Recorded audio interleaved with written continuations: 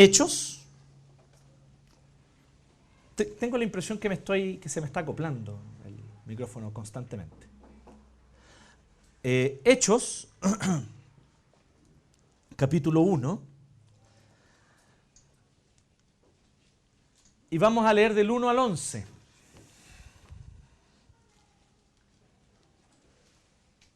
¿Ok?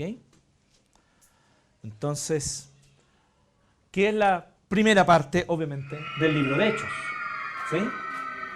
¿Lo están pasando bien los niños? ¿Se pueden dar cuenta? Eso es bueno. O muy mal, claro. O muy bien, o en este momento tal vez haya un tiranosaurio Rex en la sala. Y bueno. Leamos entonces.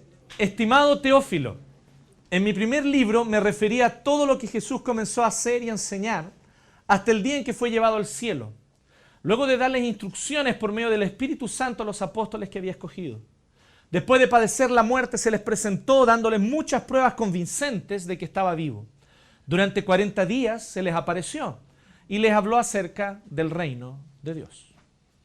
Una vez, mientras comía con ellos, les ordenó: no se alejen de Jerusalén, sino esperen la promesa del Padre de la cual les he hablado. Juan bautizó con agua, pero dentro de pocos días ustedes serán bautizados con el Espíritu Santo. Entonces los que estaban reunidos con él le preguntaron: Señor, ¿es ahora cuando vas a restablecer el reino a Israel? No les toca a ustedes conocer la hora ni el momento determinados por la autoridad misma del Padre, les contestó Jesús.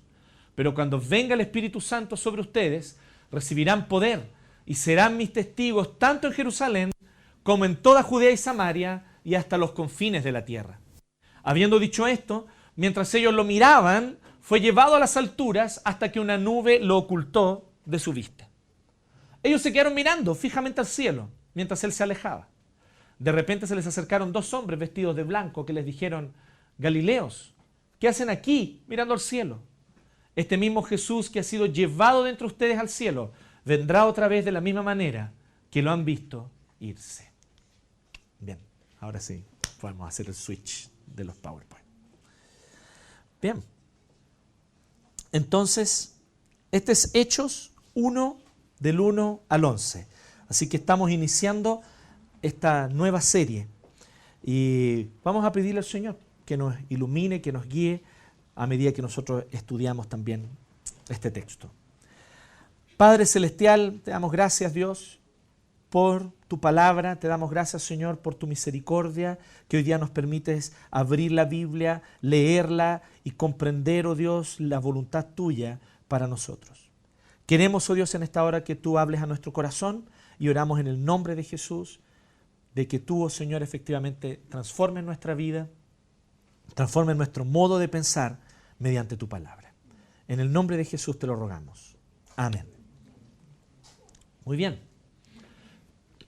Hoy día nosotros vamos a iniciar hablando un principio que es justamente el que le da el subtítulo a toda la serie, ¿sí? La serie se llama Misión, pero nosotros quisimos darle este subtítulo a la serie. Piensa globalmente, actúa localmente. No se nos ocurrió a nosotros ese nombre, ¿sí? O esa frase. La verdad es que hay un poquito de desacuerdo en el Wikipedia de quién fue que lo dijo primero. Pero una de las personas que ciertamente lo dijo, no sé si fue el primero, pero alguien que lo dijo fue un tipo que se llama Jacques Ellul, ¿sí? Y Jacques Ellul es un tipo que nosotros queremos mucho. Entonces, fue un teólogo, como teólogo era más o menos, pero sí fue un activista social y ahí fue bueno. Y fue también miembro de nuestra iglesia hermana, la Iglesia Reformada Francesa. Y Jacques Ellul dice esto justamente hablando de cómo nosotros podemos producir transformaciones en el mundo. A veces nosotros podemos proponernos un cambio demasiado grande y soñar con grandes cambios. Y eso no es malo, hay que pensar globalmente. Yo creo que cuando nosotros dejamos de soñar con la transformación del mundo, algo se está muriendo adentro de nosotros. No puede ocurrir eso. Tenemos que soñar con la transformación del mundo. Pero el tema es que soñar con la transformación del mundo no significa que de inmediato vamos a construir grandiosos planes de conquista del mundo a lo Pinky Cerebro, ¿sí? La idea es que nosotros podamos efectivamente pensar de que este hecho de soñar con la transformación del mundo me tiene que llevar a actuar donde estoy hoy, donde Dios me puso hoy, en los lugares que yo hoy me muevo, con las personas que hoy están a mi alrededor. Que hoy están a mi alrededor. Y yo creo que ese es un desafío para cada uno de nosotros. A veces nosotros pensamos que la inconformidad, que es una inconformidad buena, ¿cierto? De querer algo más, de querer transformar, de querer emprender nuevas cosas para transformar y renovar el mundo, para glorificar a Dios, incluso buscamos la gloria de Dios, pero pensamos que eso justifica una actitud de amargura hacia nuestro presente y nuestro hoy y nuestro ahora y la gente que está con nosotros hoy. Y eso no está bien, no es así. Nosotros tenemos que soñar con grandes cosas, pensar globalmente. Pero ese pensar globalmente tiene que llevarnos a amar, a sentir placer en los lugares donde estamos hoy, en las personas con las cuales nos relacionamos hoy. Tenemos que aprender a amar a quienes tenemos hoy a nuestro alrededor y con quienes convivimos en este momento, en esta hora. Así que ambas cosas no se contradicen. La tensión entre pensar globalmente y actuar localmente son perfectamente compatibles. Es más, una alimenta a la otra. Mi sueño de que el mundo sea transformado me tiene que llevar a querer empezar con mi casa, mi familia, mi barrio, el lugar donde Dios me tiene hoy. El espacio donde me muevo hoy, en este momento, y las personas que hoy están en mi vida. Entonces se complementan ambas verdades. Y eso es un poquito lo que nos dice Hechos 1, específicamente el versículo 8, en el cual vamos a ahondar un poquito más hacia el final. La iglesia que piensa globalmente actúa localmente. La iglesia que piensa globalmente actúa localmente. Entonces vamos a hablar un poquito al respecto de esto. Cómo la iglesia, por lo tanto, forma parte del plan de Dios para la transformación del mundo. Así que yo quisiera que entendamos la misión de la iglesia. Y lo primero, para entender la misión de la iglesia, gracias, muchas gracias. Qué bien, qué bonito. Para entender la misión de la iglesia, nosotros necesitamos prestar atención a algunos conceptos clave que están aquí en este texto, en Hechos 1, del 1 al 11. Si nosotros miramos atentamente, aquí la iglesia era esta comunidad que estaba recién iniciándose en el siglo I. Eran un grupo de judíos. Efectivamente, de hecho, el cristianismo fue considerado por un buen tiempo, por largo tiempo, una secta judía. Y no era del todo equivocado el concepto, ya que efectivamente el cristianismo surge en el seno del judaísmo para justamente proponer que ciertas cosas que eran promesas, aún no cumplidas en el Antiguo Testamento, se cumplieron en la persona de Jesús, se cumplieron mediante la obra de Cristo, y la iglesia hoy tenía esta misión de proclamar, por lo tanto, que este nuevo tiempo había llegado. Era un nuevo tiempo porque Jesucristo era el Mesías prometido, ya había venido y ya había venido para realizar la mayor y principal parte de su misión. Así que la iglesia se entiende en este sentido como efectivamente desprendiéndose del judaísmo. Eso no cabe duda de que es así, no cabe duda. Nosotros entendemos claramente esta relación al punto de que nosotros vemos que no tenemos que mirar el Antiguo Testamento de manera diferente a como miramos el Nuevo. Tanto el Antiguo como el Nuevo Testamento son la palabra de Dios inspirada, útil y perfecta para redarguir, para instruir, para transformarnos, para capacitarnos para hacer la obra de Dios. Eso nosotros debemos entenderlo. Esta comunidad, por lo tanto, surge allí, pero ocurren cosas muy interesantes. Primero, está el hecho de que esta pequeña comunidad de discípulos que habían seguido en el esquema de los maestros antiguos. En el siglo I, en el Oriente Medio, era común que un maestro tomara un grupo de discípulos y se fueran a vivir con él. Y generalmente este maestro recorría aldeas, enseñando y llevando su mensaje. Y los discípulos iban con él, aprendiendo con él. Por lo tanto, era una especie de periodo intensivo de enseñanza con un maestro, que generalmente se le llamaba rabí. Vemos en la Biblia que varias veces a Jesús se le acerca a la gente y le dice rabí, ¿cierto? Es justamente maestro, ¿sí? En la lengua aramea. Entonces, o mi maestro, maestro mío, rabí. Y entonces, lo que ellos están de alguna manera mostrando es que Jesús fue un maestro judío como muchos maestros judíos se habían levantado en esa época. Y llevaba a los discípulos a aprender con él. ¿Sí? Es muy interesante el método, que es un método muy conocido, a veces nosotros conocemos un poco por las películas de Kung Fu. ¿Sí? Este método oriental de un maestro que lleva a los discípulos a vivir con él y a aprender con él y tienen que comer con él, ¿cierto? Y de tanto golpearle a la tabla después no puede tomar los palitos, ¿sí? A lo Kill Bill, no sé si se acuerdan, ¿sí?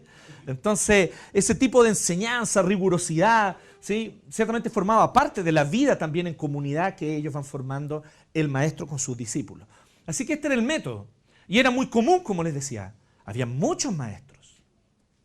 Muchos maestros. Varios de ellos llegaron a ser especialmente connotados y famosos. Varios de ellos escribieron libros y estos textos hasta el día de hoy son estudiados, como Filón de Alejandría. ¿Sí? Varios de estos maestros se hicieron famosos y ya eran famosos mientras estaban en vida, aunque no existía ni internet, ni televisión, no había nada de eso, pero ya eran famosos más allá de su ciudad, como el caso de un hombre llamado Gamaliel, que fue el maestro de Pablo, el apóstol. Así que nosotros vemos que Jesús, este era el método que había, ¿se entiende? Nosotros hoy día pensamos así, la formación se da en instituciones, ¿cierto? Instituciones como la universidad, por ejemplo. Entonces uno va a la universidad, ¿sí? Y puede ser que uno tenga una preferencia por una determinada universidad porque quiere aprender una determinada escuela o manera de ver las cosas que se dan en una determinada universidad o institución. Hoy está más asociado con instituciones. En la época antigua eran más los maestros. Tú ibas y escogías un maestro con el cual tú aprendías y entonces ibas a vivir con ese maestro, ¿sí? El maestro escogía a sus discípulos, sin embargo, no son los discípulos, ¿sí? Así que el maestro venía y escogía. Y Jesús escogió a 12 discípulos que vivían con él. Pero se empezó a hacer famoso y al hacerse famoso hubo un grupo de aproximadamente 500 personas que seguían a Jesús a casi todos los lugares a donde él iba. Así que estamos hablando de una comunidad de cerca de 500 personas en las márgenes del imperio, en un lugar llamado Palestina, que no era ninguna gran promesa en términos agrícolas, que no era ninguna gran promesa en términos de minería, que no era ninguna fuente especial de riquezas para el imperio romano. Simplemente la única clave es que era una especie de pasillo para otros lugares más importantes, como Egipto y el Asia más lejana. Por lo tanto, esta parte de Oriente Medio era importante simplemente porque era un puente para ir a otros lugares donde sí habían riquezas y cosas importantes que al Imperio Romano le interesaban. Por eso el Imperio Romano había llegado hasta esa región y la había conquistado, impuesto, por lo tanto, la famosa Pax Romana, ¿sí? Que de paz tenía poco en realidad, porque era así, la paz era con la pistola en la cabeza, digamos, entre comillas, ¿sí? No habían pistolas en ese tiempo. Que se entienda que es metafórico, ¿se entiende, no? Entonces era como, no quiero que nadie pelee aquí, no quiero que hayan disturbios, todos tranquilos, ¿sí? Porque el primero que haya disturbio lo matamos. Esa era la paz romana. Entonces ellos se imponían con un ejército poderoso, ciertamente. Así que estaban conquistando. Estamos hablando de una región ocupada por un imperio, una región de poco interés para el imperio, no era una región tan importante. Esta región de Galilea, por lo tanto, más encima, Galilea, o sea, si ya Palestina en general no era muy importante, Galilea, que es la parte norte, era la menos importante de todas. ¿Sí? Era la menos importante de todas. Entonces, tanto que había prejuicio, las personas de Jerusalén miraban con prejuicio a los de Galilea. Decían, de Galilea no va a venir nada bueno. Nunca ha venido nada bueno. ¿Sí? Entonces, esto es interesante que había este concepto. Y de allí surge un rabí.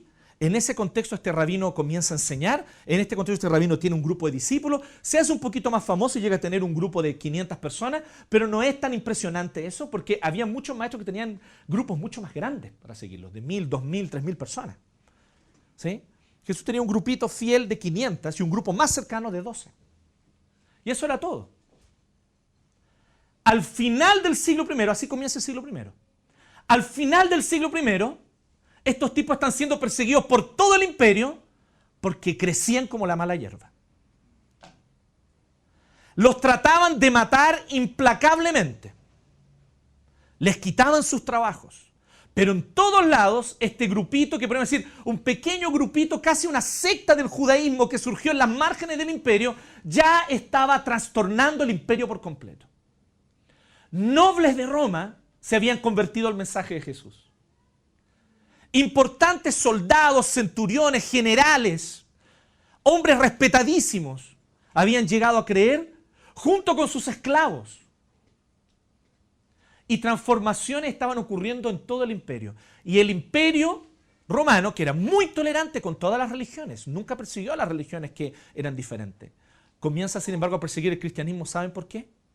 El cristianismo era potencialmente peligroso para el imperio, porque el cristianismo enseñaba a las personas, muchos se convertían de partida, eran muchos los que se convertían, semana a semana, mes a mes, pero además les enseñaba que la obediencia y la adoración era solo a Dios. Y para el imperio romano era clave que se adorara al emperador.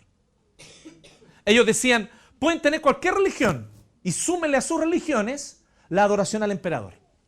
Tienen que adorar el imperio, tienen que rendirle pleitesía al imperio y obedecer de manera irrestricta al emperador y sus ordenanzas. Y ahí entonces era donde estos cristianos no encajaban. Porque ellos decían, respetamos al emperador, es una autoridad. No le vamos a faltar el respeto. Pagamos los impuestos al emperador, ni un problema. Pero no nos pidan que nos doblemos nuestras rodillas delante de él. Nuestra obediencia no es incondicional al emperador, es condicional. La única obediencia y adoración incondicional es a Dios, que se ha revelado en Jesucristo. Y eso era muy peligroso para el imperio. Así que este pequeño grupito se volvió subversivo, sin querer serlo. Porque ellos no tomaban las armas, no promovían ningún tipo de revolución, simplemente proclamaban un mensaje de amor, simplemente proclamaban un mensaje de verdadera gracia, de gracia y amor tan radicales y profundos que transforman, y eso los tornó potencialmente peligrosos para el imperio. Así que los empiezan a perseguir implacablemente. Nunca en la historia ha habido un grupo como este. Nunca en la historia ha habido un impacto tan profundo de un mensaje como el mensaje de Cristo y del cristianismo. Estas personas estaban dispuestas a morir y iban a la muerte. Y mientras más morían, más se multiplicaban. Tanto que se hizo famosa la frase que la dijo uno de los pastores de la iglesia cristiana en los primeros siglos, que la sangre de los mártires es la semilla de la iglesia. Mientras más mártires morían, mientras más hombres y mujeres mataban, más ellos seguían creciendo en el mundo. Entonces, aquí en el libro de Hechos nosotros tenemos el inicio de esta etapa. El libro de Hechos solamente nos da y nos permite vislumbrar la primera parte del crecimiento exponencial y de la multiplicación radical que el cristianismo tuvo en el Imperio Romano en el primer siglo. Así que nosotros tenemos que entender algunos conceptos clave para entender la misión de la iglesia. O sea, por qué esta iglesia sentía que tenía esta misión y la llevaba a cabo, y qué es lo que Dios había revelado a la iglesia y la razón por la cual, por lo tanto, ella proclamaba incansablemente este mensaje. El primer concepto que nosotros tenemos que tener clave en mente, claro, es la continuidad. La iglesia entiende que su misión es continuación de otra cosa. Fíjense bien lo que dice Lucas, que es el autor del libro de Hechos. Esto es súper importante. Él dice así en el versículo 1, estimado Teófilo, que es a quien le dedica su obra. En mi primer libro me refería a todo lo que Jesús comenzó a hacer y enseñar. ¿Cuál es ese primer libro? El Evangelio de Lucas. Ustedes lo pueden encontrar en la Biblia un poquito antes. El Evangelio de Lucas es el primer libro de Lucas.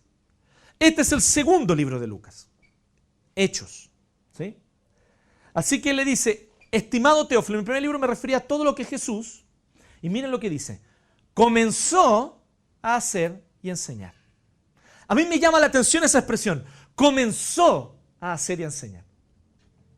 Lo que está diciendo implícitamente Lucas aquí es que en este segundo libro él va a seguir hablando sobre lo que Jesús sigue haciendo hoy.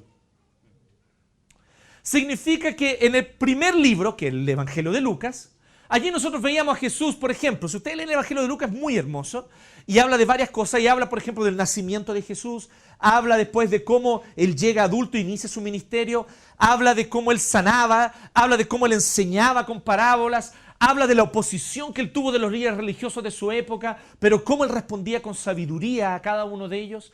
Habla finalmente de cómo él muere en la cruz y al tercer día resucita, y después de haber resucitado se aparece a sus discípulos conversando con ellos y les dice, quédense en Jerusalén hasta que la promesa del Espíritu Santo venga sobre la iglesia, y entonces la iglesia va a tener el poder de Dios para expandirse por todo el mundo y para llevar este mensaje de redención a toda criatura.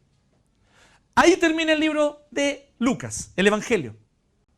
Entonces nosotros podemos decir, nos habla de todo lo que Jesús ya hizo. Pero él dice, Lucas en su propia palabra dice que el propósito de su primer libro era contar lo que Jesús comenzó a hacer. Porque Jesús todavía sigue haciendo algo. Y lo que él sigue haciendo es a través de la iglesia. El Espíritu Santo que habita en el corazón de los creyentes y que mueve a la iglesia es el Espíritu de Cristo, que sigue actuando. Lo que nosotros leemos en los evangelios es la primera parte, es lo que Jesús empezó a hacer. Jesús sigue haciendo cosas y las hace en la iglesia y a través de la iglesia. ¿Se comprende la idea? Así que lo que Jesús está diciendo, lo que Lucas, está diciendo aquí, es que me refería a todo lo que Jesús comenzó a hacer y enseñar hasta el día en que fue llevado al cielo, luego de darle instrucciones por medio del Espíritu Santo a los apóstoles que habían escogido. Después de padecer la muerte, se les presentó dándoles muchas pruebas convincentes de que estaba vivo. Durante 40 días se les apareció y les habló acerca del reino de Dios. Entonces, eso fue lo que Jesús comenzó a hacer y comenzó a enseñar. Eso significa que tú y yo somos continuadores de lo que Jesús empezó.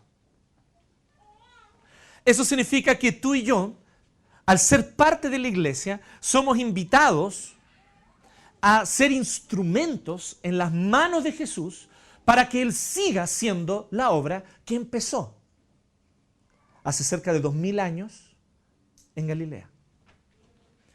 Él sigue haciendo cosas. Hay vidas que siguen siendo transformadas.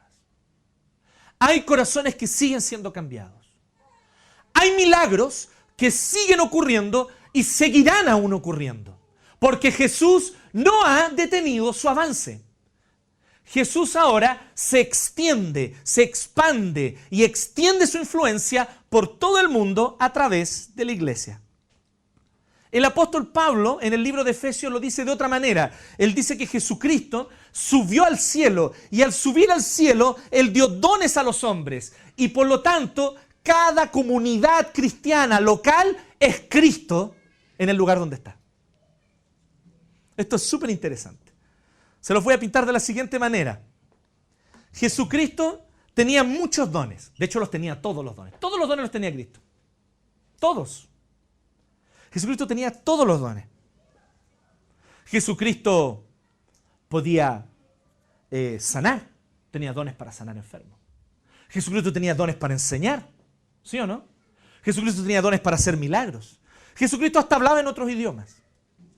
Conversando con Poncio Pilato ahí, con la mujer Sirofenicia.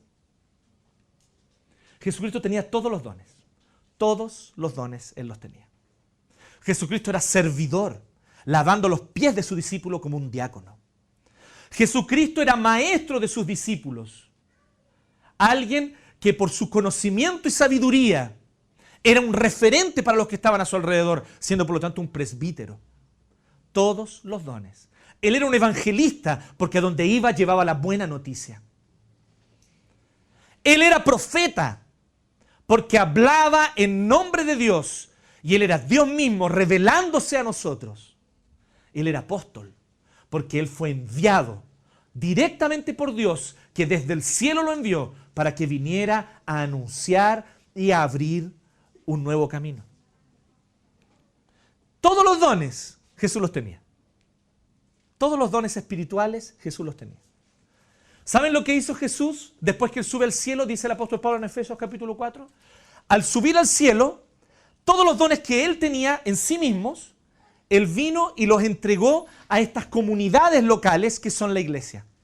Las distintas iglesias. Pero no los dejó en una sola persona, los distribuyó para que en estas comunidades locales hubieran los distintos dones que eran los dones que tenía Cristo. Y de esa manera entonces, la iglesia local, la comunidad local, sea Cristo, el representante o la representante de Cristo, en su barrio, en su ciudad, en el lugar donde se encuentra. Lo podemos poner de otra manera. Jesucristo tenía todos los dones. Y a donde Él iba, Él llevaba el reino de Dios. Así que Él iba, un día estaba en Nazaret, y allí Él ejercía todos sus dones. Hablaba, enseñaba, sanaba, después se movía. Iba a Betel. Y allí también hablaba, enseñaba, sanaba, hacía milagros, todos sus dones. Pero él, cuando él era verdadero hombre, ¿cierto? Él es verdadero hombre, pero cuando él estaba encarnado, viviendo su ministerio aquí en la tierra, él podía estar solo en un lugar a la vez. Ahora él puede estar en muchos lugares al mismo tiempo, porque por medio de su espíritu, todos sus dones están presentes en cada comunidad local en los distintos lugares del mundo. Por eso que el apóstol Pablo dice que dio dones a los hombres y que entonces la iglesia ejerce estos dones para llenarlo todo.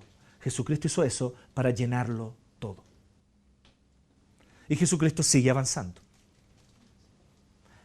Hay lugares donde la iglesia de Jesucristo, y ustedes saben esto, y si no lo saben es bueno que lo sepan y se informen, donde la iglesia está siendo perseguida en este momento de manera brutal.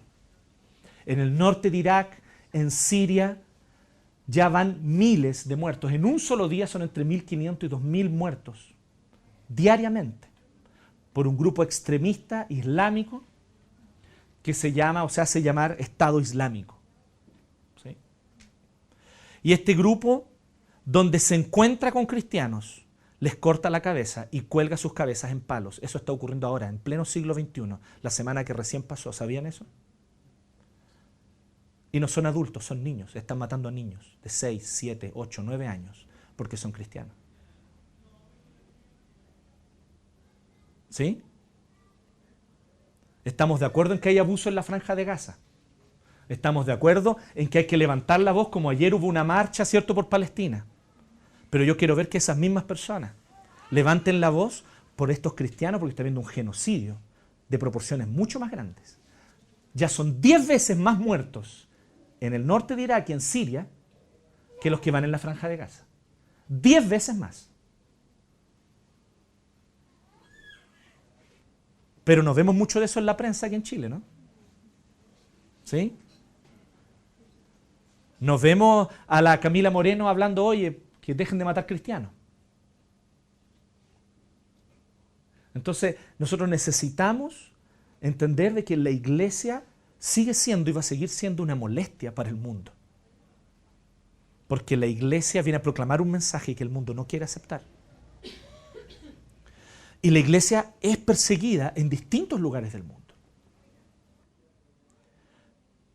Pero la iglesia sigue avanzando. A pesar de la persecución brutal, la iglesia sigue avanzando. Y Cristo sigue haciendo su obra en la iglesia y a través de la iglesia. Y donde hay una comunidad local de cristianos que se reúne, allí está la presencia de Cristo. Es por eso que nosotros podemos decir que Cristo está en Bellas Artes. Porque nosotros estamos aquí. ¿Sí? Porque nosotros estamos aquí. Decimos, oye, pero nosotros no somos perfectos como Cristo. Evidentemente que no, pero es el Espíritu Santo el que hace su obra en nosotros y a través de nosotros, a pesar de nosotros. A pesar de nosotros. Pero sigue haciendo su obra. Él distribuyó los dones. Aquí Él no le dio todos los dones a una persona. Aquí Él distribuyó los dones para que nosotros como comunidad dependamos unos de otros. Y en esa interdependencia unos de otros, nosotros vivamos los valores de Cristo, el amor de Cristo en este lugar y en este barrio. Así que Cristo está aquí en este barrio. Estamos nosotros en este momento tomando pasos concretos como iglesia para que Cristo esté presente en el barrio Brasil y en el barrio Yungay. Y si Dios quiere, a partir de octubre vamos a iniciar grupos que se van a reunir en ese lugar. Nosotros somos la iglesia de Cristo llamados a extender. Por eso el apóstol Pablo dice en Efesios 4, Él subió al cielo y dio dones a los hombres para llenarlo todo. Es el propósito de Cristo, llenarlo todo. Y nosotros que entendemos también como iglesia, que por lo tanto nuestro propósito es expandirnos y es multiplicarnos. Para que Cristo siga llenándolo todo. Pero es Cristo el que lleva a la iglesia. Así que la iglesia tiene una continuidad en su misión. ¿Se fijan en esto? Pero no solo eso. La misión de la iglesia es sobrenatural. Así que no sé si existe esta palabra, existe sobrenaturalidad. Si no, está bonita, a mí me gusta. ¿Les gusta? ¿Sí? Si existe naturalidad, debe existir sobrenaturalidad, ¿o no? ¿No? Ok. Sobrenaturalidad. La iglesia no es una institución humana común y corriente. Es la comunidad del Espíritu de Dios. Y por eso tiene a su disposición una fuerza sobrenatural que la impulsa. Es la presencia misma del Espíritu Santo, la presencia de Dios. Si nosotros nos fijamos bien en lo que dice este texto, nos dice en el versículo 4, Jesús le da instrucción a sus discípulos. No se alejen de Jerusalén, sino esperen la promesa del Padre de la cual les he hablado. O sea, ¿qué es lo que les dice? No salgan por ahí a contar estas noticias todavía. Ustedes solo van a poder salir cuando reciban primero el poder de Dios. Eso significa que la iglesia avanza, pero no avanza mediante simplemente planes estratégicos. Nosotros podemos pensar así, oye, sentémonos como iglesia, hagamos un grupo, ¿cierto?, de estudio, digamos, y estudiemos un lugar, estudiemos un barrio y definamos cuáles van a ser nuestras estrategias y entonces tengamos una estrategia según el público objetivo y hagamos una carta Gantt y pongamos todo eso en una tabla Excel y así nosotros vamos a llevar adelante el plan de Dios. Y les digo algo, yo no digo que todo eso esté mal, eso está bien, yo creo que es bueno hacerlo. Honestamente. Y es bueno que la iglesia haga esas cosas, pero no podemos depender de ellas. ¿Se entiende la diferencia? La iglesia tiene que sentarse a planificar, está bien. Como iglesia tenemos que sentarnos y tomar decisiones y definir estrategias. Pero jamás pensemos ni creamos por un minuto que depende de nuestras capacidades de hacer estrategias el avance de la iglesia. La iglesia no depende de las capacidades humanas para realizar planificaciones. La iglesia depende del poder del Espíritu Santo para avanzar. La iglesia avanza porque el Espíritu mueve a personas. Y muchas veces somos las personas menos capaces. Pero Dios pone un fuego en tu corazón y tú no podís parar. Tú dices, es una locura. La gente te dice, pero ¿cómo tú te vas a poner a predicar el Evangelio? ¿A quién le has ganado? Y uno es, en realidad, a nadie. Nunca le ganaba a nadie. Pero ¿sabes qué? Yo siento que si me quedo aquí callado, en silencio y no me muevo, estoy desobedeciendo contra mi Dios. Él quiere que yo vaya. Él quiere que yo abra mi boca. Él quiere que yo lo proclame a Él. Él quiere que yo tome decisiones y acciones concretas. Él quiere que yo invierta mi tiempo. Él quiere que yo invierta mis recursos. Él quiere que yo me involucre de cuerpo y alma en su obra. Y honestamente todavía no entiendo por qué.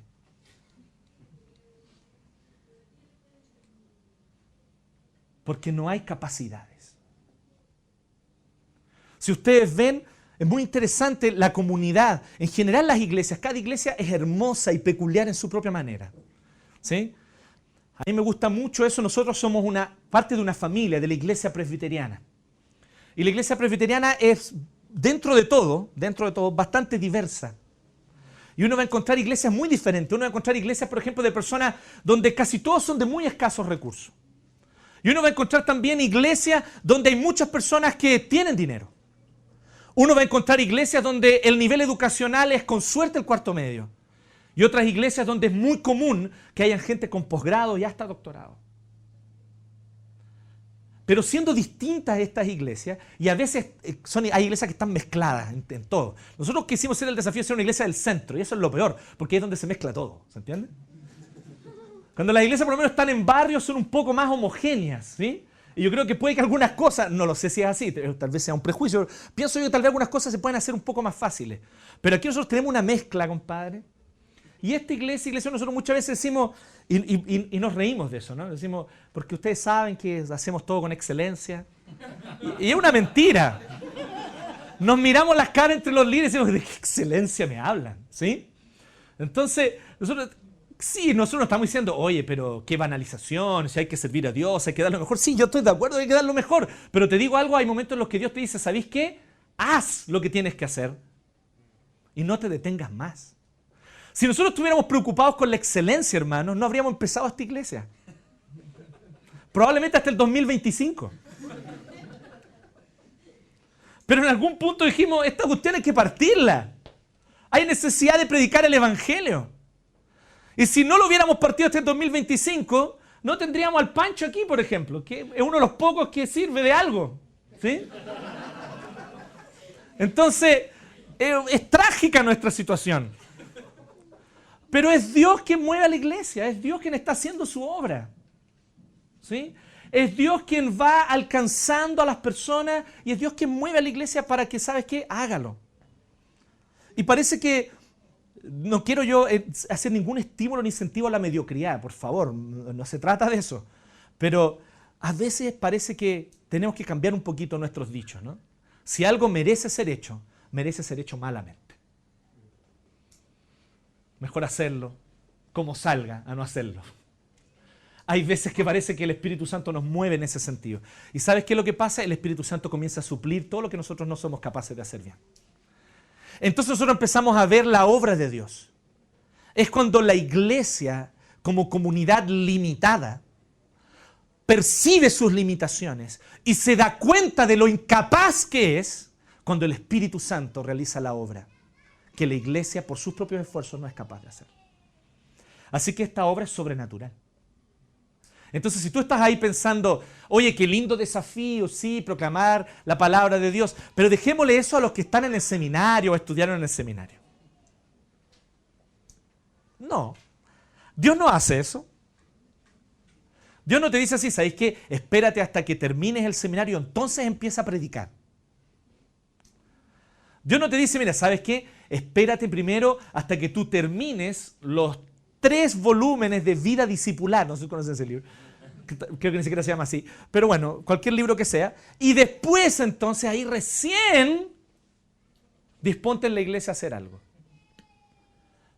Pero la clave está en que tú entiendas de que Dios te puede estar llamando ahora y despertando un fuego dentro tuyo para servir. Un fuego que tú ni siquiera entiendes, porque tú dices, ¿y qué diablos voy a enseñar yo? ¿Y qué es lo que voy a hacer yo? ¿Y cómo voy a servir? Pero tú tienes que entender que esto no se trata de ti, se trata del poder de Dios en ti. Dios no llama a los capacitados, Él capacita a los llamados.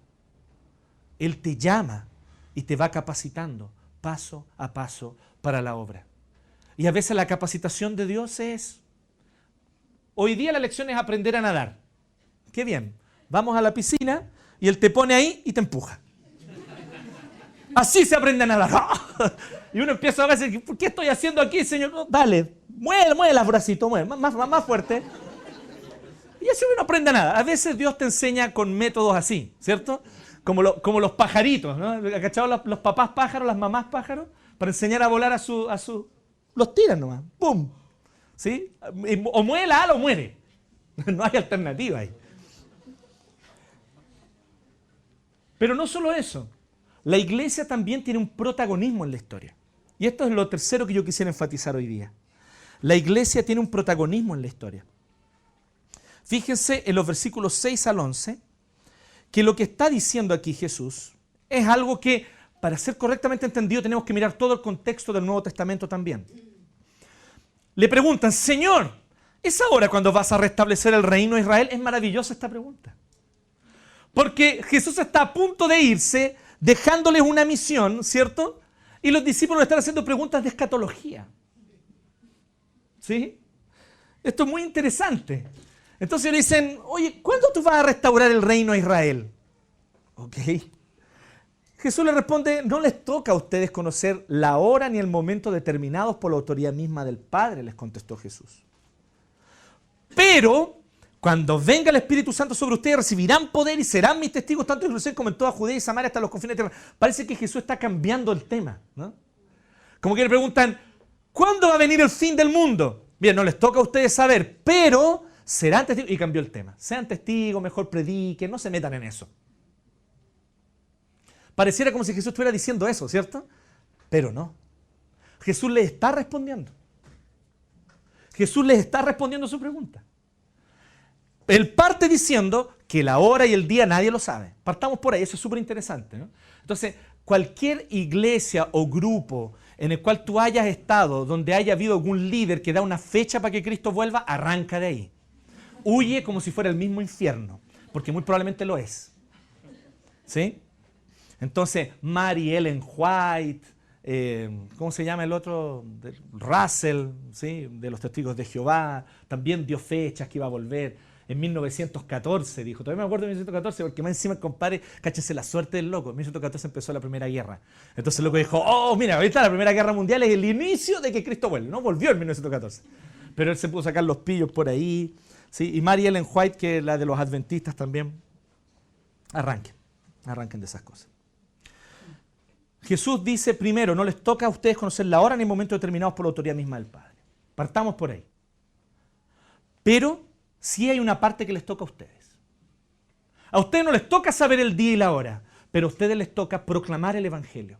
Porque en la medida en la que proclaman el Evangelio, ustedes están cumpliendo la última de las señales para el fin del mundo. Les decía, tenemos que mirar el Nuevo Testamento para entender esto. Jesús mismo enseña en Mateo 24, hay otra pregunta escatológica. Le preguntan al respecto del templo de Jerusalén y Jesús les dice, va a ser destruido el templo. Y dicen, pero ¿cómo si el templo es tan bonito? No va a quedar piedra sobre piedra. Y entonces Jesús empieza a decir varias señales que van a ocurrir antes del fin del mundo. Y una de ellas dice así, y será proclamado este evangelio a todos los confines del mundo.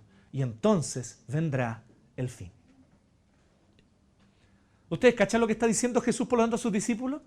No es que le esté cambiando el tema. Jesús no está haciendo la típica sacada de pillo, ¿no? La típica, ¿cachai? Ese cambio de tema que a veces los papás hacen con los niños cuando son chicos, ¿no? Papá, ¿cómo viene al mundo? Bueno, oye, qué interesante, ¿viste el episodio de 31 minutos ayer? No es así. Jesús no está eludiendo un tema porque le parece incómodo. Lo que Jesús está haciendo es responderles de manera clara. Le está diciendo, a ustedes no les corresponde saber ni la fecha ni la hora, pero sí les corresponde saber esto.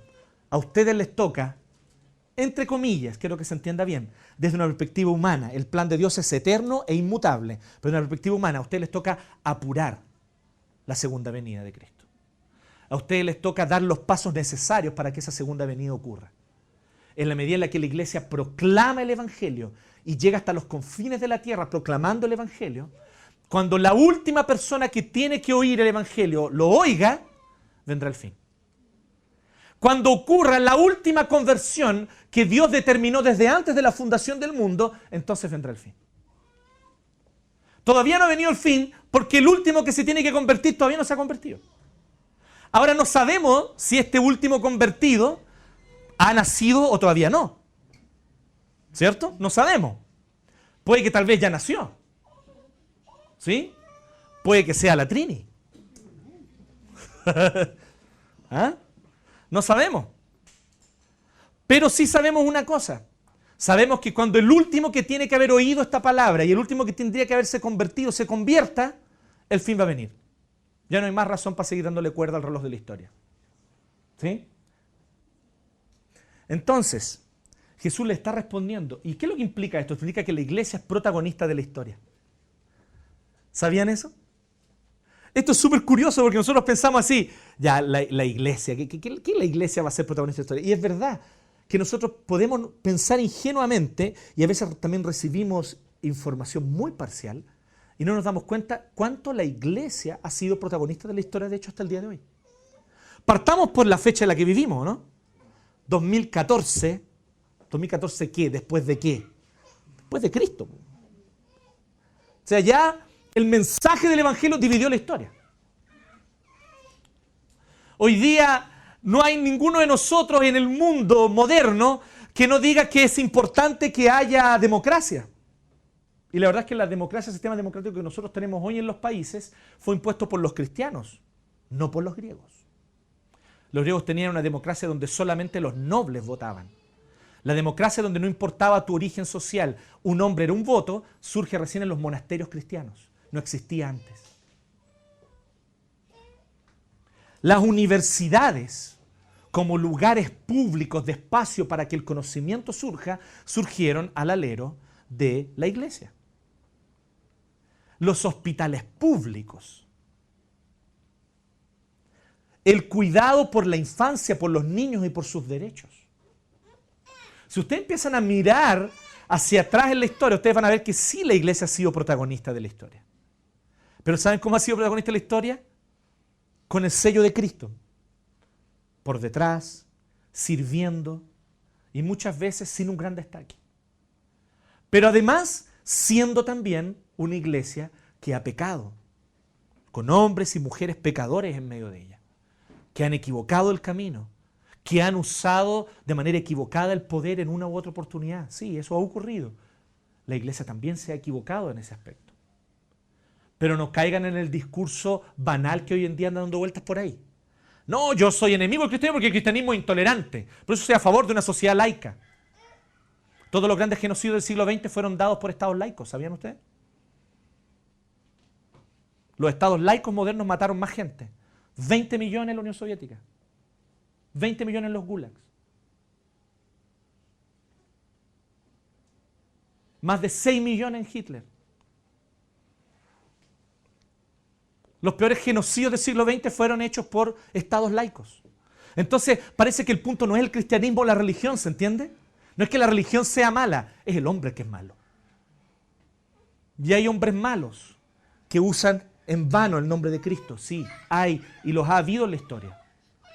Pero cuando hablamos de cristianos verdaderos, nosotros vamos a encontrar que su influencia muchas veces va más allá de lo que nosotros podemos imaginar. El apóstol Pablo, que predicó el evangelio de Cristo, lo predicó incansablemente, hoy día es un héroe para muchos de nosotros. Incluso para gente que no cree en Jesús. Sus ideas son estudiadas en teología política. Hasta el día de hoy. Y así también en otros ámbitos. Cuando el apóstol Pablo muere, la tradición cristiana cuenta que él murió decapitado o mandado decapitar por Nerón. Y es muy probable que esa haya sido su muerte.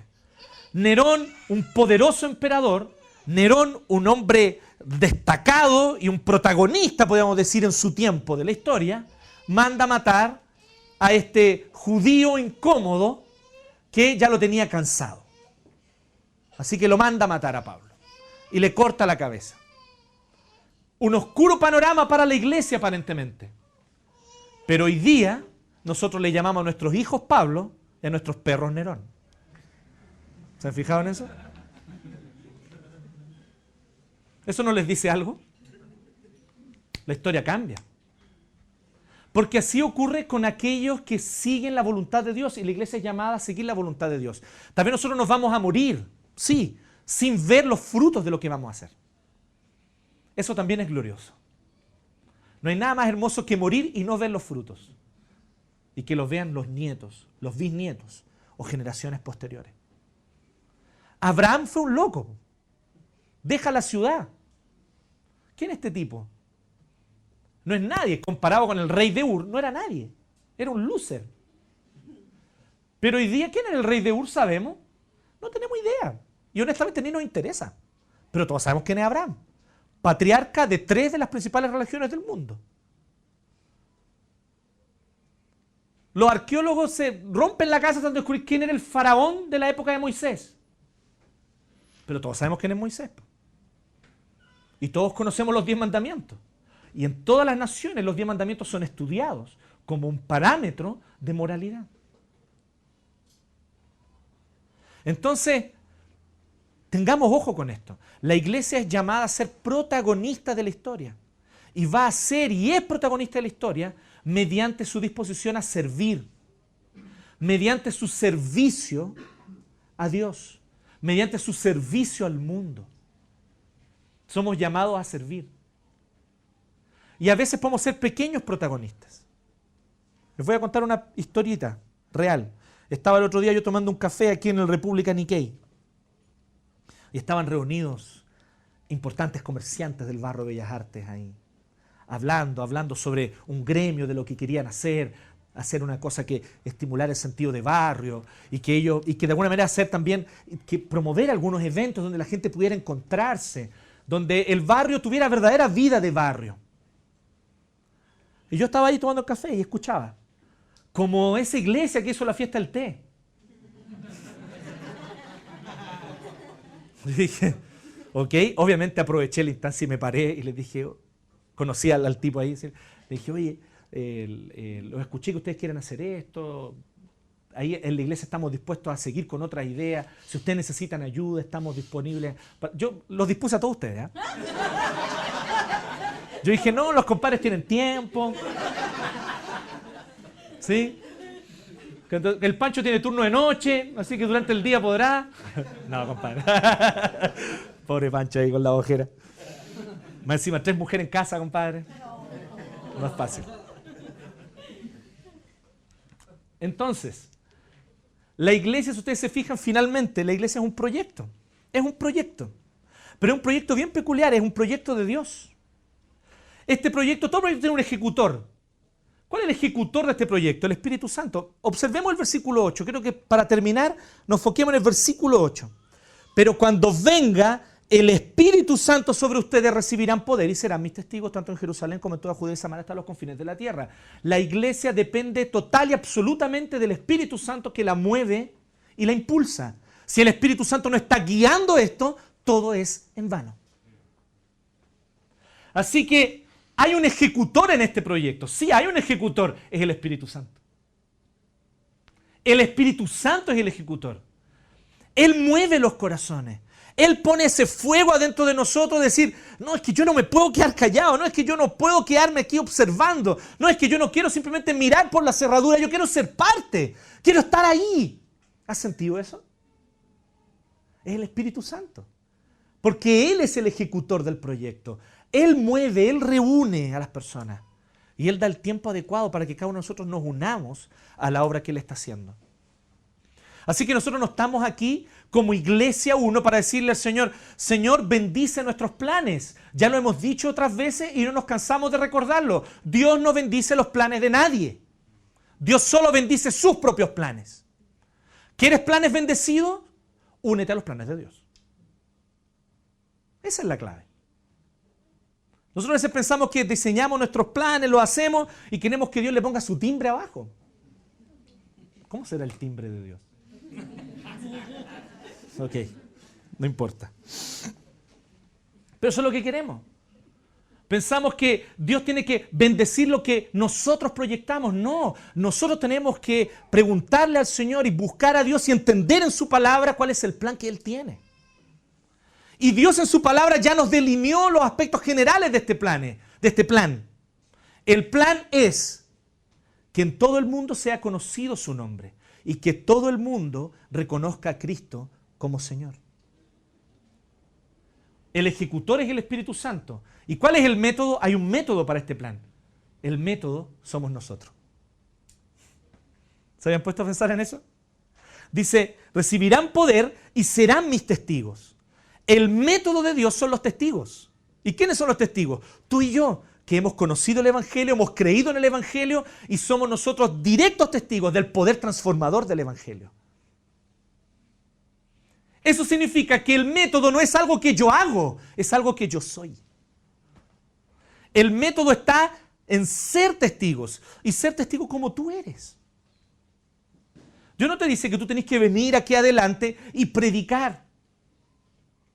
Porque no todos tienen los dones para hacer eso. Pero ¿de qué otras maneras tú vas a ser testigo según como Dios te creó? De la manera especial como Dios te hizo a ti. Tú eres el método. Yo soy el método. Siendo cada uno de nosotros como somos. Y en tercer y último lugar, su campo de acción, el mundo entero. ¿Se fijan por qué entonces recordamos esta frase? Piensa globalmente y actúa localmente. Esa es la clave para la transformación. Porque el campo de acción de este proyecto es el mundo entero. Serán mis testigos tanto en Jerusalén como en toda Judea y Samaria y hasta los confines de la tierra. Esto es súper importante y aquí la nueva versión internacional que yo estoy leyendo traduce muy bien el sentido original del griego. La Reina Valera 60 decía algo así como, y será mi testigo en Jerusalén, en Judea, en Samaria, hasta los últimos de la tierra, y daba la impresión que era una sucesión. Como primero prediquen en Jerusalén y cuando se hayan convertido en Jerusalén, de ahí se van a Judea. Si esa fuera la estrategia, sería una muy mala estrategia de partida, porque ¿cuándo nosotros vamos a cachar que realmente todos se convirtieron? ¿Sí? Pero más importante aún es lo que dice de hecho el texto originalmente, en su lengua original. Es exactamente lo que está diciendo aquí, que tanto en Jerusalén como en Judea y Samaria hasta los confines de la tierra. Entonces, sí, hay una sucesión lógica. La iglesia se va extendiendo a medida que sus posibilidades crecen. Pero la iglesia tiene que ser testigo tanto aquí, como un poquito más allá, como más allá. Nuestra Jerusalén es Bellas Artes. Pero nuestra Judea es el centro de Santiago, tal vez. Así que queremos empezar en octubre a extendernos hacia el sector del Metro Camin. Aquí estamos, Metro Bellas Artes, pero queremos empezar algo en Metro Camin. ¿Por qué quieren empezar en Metro Camin si ustedes son un grupo piñufla? Y es verdad que lo somos, digan amén. ¿Sí? Digan amén. Son pocos, son malos. ¿Ustedes no creen que son malos? ¿Sí? Nos falta evangelio, ¿no? Si no creemos que somos malos. Somos malos, po. ¿Sí? Entonces, con limitadísimas capacidades, pero esto se trata de lo que el Espíritu Santo hace. El ejecutor es Él, no nosotros. Nosotros somos simplemente el método que el Espíritu Santo usa para que el evangelio se siga extendiendo. El campo de acción es el mundo entero. Por eso el desafío para nosotros hoy es pensar globalmente, actuando localmente. ¿Por qué hacemos esto? Por una cosa muy sencilla. Hay un salmo que dice esto: gusten y vean que es bueno el Señor. Eso es el evangelio. Hay algunos que han entendido que predicar el evangelio consiste en tener una especie de superioridad moral para entonces decir a los demás: vive tu vida como yo la vivo. Fíjate cómo mi vida es buena, hermosa, correcta y muy moralmente ejemplar. Hay gente que de verdad está convencido de que, de hecho, la labor de la iglesia es tener una especie de superioridad moral en la sociedad. Yo les quiero decir que eso es absolutamente falso. La iglesia tiene una labor en la sociedad que es la de proclamar la gloria, la perfección, la bondad y las maravillas de Jesucristo. La iglesia está en el mundo no para hacer famosa la iglesia. La iglesia está en el mundo para que Jesús sea famoso. Y Jesús se hace famoso en la medida en que nosotros proclamamos que todo esto se trata de Él. Que Él me amó por gracia. O sea, yo no merezco ser amado y Él me amó. Que Él me amó aunque yo estaba hundido en el pecado por mi propia decisión, por mi propia rebeldía, y no tengo a quién echarle la culpa de mi miseria. Es absolutamente culpa mía. Pero Él me amó, bajó y vino a buscarme y vino a rescatarme. Así que ahora no puedo callarlo. Gusten y vean que es bueno Jehová. Prueba esto, le estamos diciendo a la gente cuando evangelizamos. ¿Ustedes han hecho eso? Cuando comen algo rico, prueba esto. ¿Sí o no? Cuando Javi descubrió el Hogs, allá en Metro Los Leones, él nos dijo a todos: vayan a Hogs. Y el Señor es tan bueno que nos puso un Hogs aquí al lado. ¿Sí? Así que fuimos todos a probar esa salchicha francesa. Si nosotros vemos bien, no podemos evitar decir algo. Cuando comemos un chocolate y está rico, no podemos quedarnos callados. Nadie se queda callado, siempre hay por lo menos un algo hacemos, es como imposible no compartir con otro el deleite que estamos sintiendo. Eso es el evangelio, eso es evangelizar. Charles Spurgeon lo resumió de la siguiente manera: es un mendigo contándole a otro mendigo dónde encontró pan. Esa es nuestra labor. ¿Tú has encontrado pan en Cristo? ¿Has encontrado perdón incondicional? ¿Te has encontrado con ese amor escandaloso de Dios? Es escandaloso porque te ama, aunque tú sabes muy bien que nadie debería amarte siendo como tú eres. La persona que realmente soy es una persona miserable y absolutamente que no merece amor por ningún aspecto. Pero Él me amó. Así que el Evangelio nos llama a proclamar el Evangelio. Nuestra motivación no es: hay un deber, hay una misión, cumplámosla. Es más que eso. Es simple deleite. Gusten y vean que es bueno Jehová. Oremos.